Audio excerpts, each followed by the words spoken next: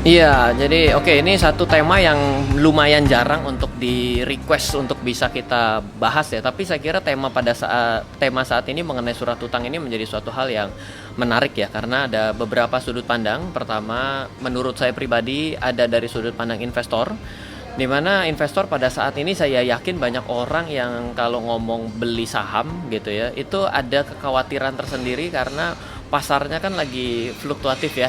Sudah pasarnya fluktuatif akibat dengan adanya pandemi, dan kita juga belum melewati kuartal kedua ya, boleh dibilang sampai dengan Juni ini baru akan ada muncul dengan laporan yang terbaru mengenai economic growth kita, GDP kita. Akhirnya kita juga melihat bahwa kondisi kayak ini menjadi suatu hal yang tidak pasti. Di tengah suatu hal yang tidak pasti kan orang suka cari yang pasti-pasti dong gitu ya.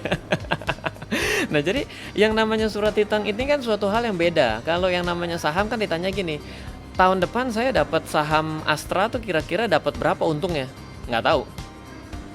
Kira-kira nggak tahu. Nah, udah dividen dan harga capital gain ataupun naik dan turunnya kita nggak tahu. Kita cuma bisa bilang, oh iya bagus loh. Kenapa? Karena saham-saham yang pernah melewati tahun 2008-2009, begitu dia recovery saja, maka returnnya sudah 100%, di atas 100%. Tapi kan nggak ada suatu kepastian gitu. Nah ini artinya berbeda dengan kondisi surat utang. Misalnya kalau kita bicara surat utang itu kan sebenarnya mirip dengan yang namanya berdeposito. Kalau kita yang namanya deposito berarti kita bisa bilang tahun depan dapat berapa? Ya kamu kalau hari ini penempatan deposito, maka kamu akan dapat bunga, let's say kita bicara yang masih ada dalam LPS ya, itu di 5%. Pokoknya dalam keadaan apapun 5% 1 tahun itu sudah dapat kita pastikan terima di tahun depan. Nah, deposito dan surat utang memiliki posisi yang sama, di mana kalau surat utang juga akan ditanya, tahun depan kamu bukan kasih bunga berapa, tapi kamu mau kasih kupon saya berapa? Karena kalau di dalam surat utang namanya adalah kupon. Kuponnya berapa? Kuponnya 9% aja, Pak, misal gitu ya. Artinya kan ada suatu kepastian. Oke, nah ini kita sekarang sudah bicara dengan sudut pandang investor, investasi. Kita akan geser dari sudut pandang si penerbit. Kalau hari ini penerbit itu kan ada dua tentunya, yaitu satu negara sendiri. Kemarin ada ORI yang masih dalam proses penawaran pada saat ini, ORI 17.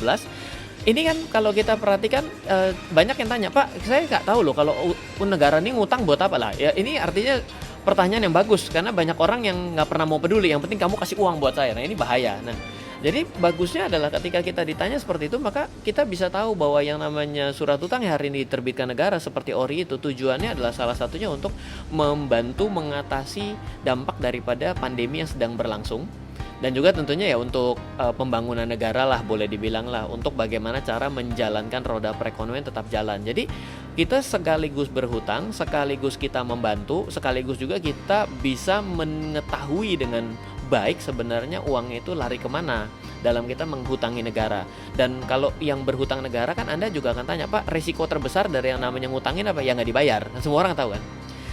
Ya, jadi artinya dalam satu sisi kalau negara yang berhutang kemungkinan untuk nggak bayar super kecil lah, kecuali negaranya sayonara goodbye, plus hilang, ya udah berarti uangnya juga hilang. Terima kasih Anda telah menyaksikan RF Channel, sumber informasi dan inspirasi kecerdasan finansial, bisnis, dan strategi investasi oleh Ryan Filbert dan tim. Untuk mengundang Ryan Filbert mengikuti seminar, kelas, dan pelatihan yang diadakan RF Team maupun melakukan pemesanan buku-buku bestseller Ryan Filbert, silakan hubungi 089 5070 80789. 089 5070 80789 atau ke info@trenamento.co.id. info@trenamento.co.id.